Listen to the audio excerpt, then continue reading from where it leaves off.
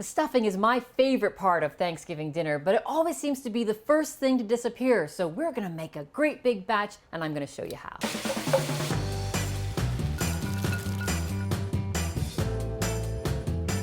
Now we're not actually stuffing the turkey with the stuffing, so some people would call this dressing, but no matter what you call it, I know what you're talking about.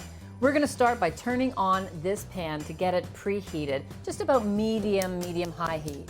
So we're gonna start with some sausage. I have Italian sausage here, sweet Italian sausage. If you prefer hot Italian sausage, use hot Italian sausage. Into my pot first, a little bit of olive oil. You don't need a lot, but that gets the sausage started.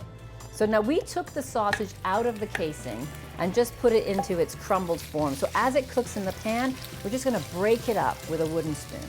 So what you're looking for at this stage is you want the sausage to be crumbled nicely, have rendered out a lot of its fat, and just starting to brown.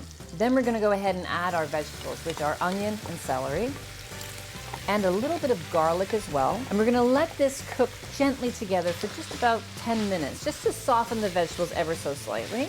So once the vegetables have softened, it's time to add our other ingredients. This is where we're looking for something crunchy, something salty, something sweet, and of course we have to make sure our bread has been prepared properly. Now you can buy cubed bread at the store, but I think it's nicer to pick your own bread. Pick a bread that you like, cut it into cubes, and then let it sit out on a cookie sheet so that it can dry overnight. This is the size of the cube that I've cut. It's going to shrink down a little bit because it's going to get moistened with stock and tossed around and then settle. So go bigger than you think you want it to be.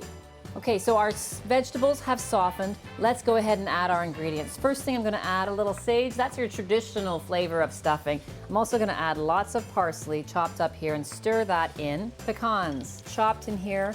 We're going to put some raisins or currants into the stuffing. You could also use dried cherries here if you prefer. Then for a little bit of brightness, a little tart, apple. I use Granny Smith for this. We peel it, core it, and then chop it. Stir all of this into your stuffing, and you'll see it starting to look like stuffing at this point.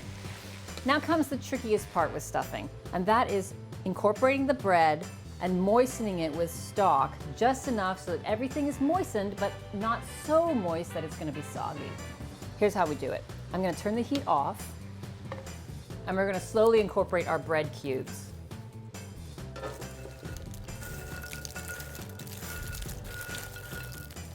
I say slowly because, as you can see, we're gonna be adding a lot of bread cubes and we need them to shrink down just a little bit in order to get them into the pot. So do your best, get everything mixed in, and then know that as you add the stock, this is gonna be a lot easier to stir. So how much stock to put in? I've measured out 3 cups, and now you add it just maybe a cup at a time. You wanna moisten those bread cubes. One of the reasons that we want them stale is because stale bread absorbs more liquid than fresh bread. So we're gonna add about a cup, and then we're gonna stir. Then we're gonna add another cup, and then we're gonna stir again. And what I'm looking for is I'm looking for no more hard, crunchy bread. I wanna make sure that it all is feeling soft, but not sopping. And then we're gonna pop this into the oven. Okay, very last step, salt and pepper. One last good stir. Okay, a little bit of butter on the top. We're going to cover it with the lid. So we're gonna pop this into the oven at 375 for about 30 minutes, which, believe it or not, is a great amount of time for your turkey to be resting. So that's when this goes in. We take the lid off for the last 10 minutes of cooking, just so that we can crisp up the edges of the stuffing on the top. Now's the time you should start carving your turkey. So 10 minutes in the oven is just enough time to get those top bread cubes nice and crispy. We've got great color here.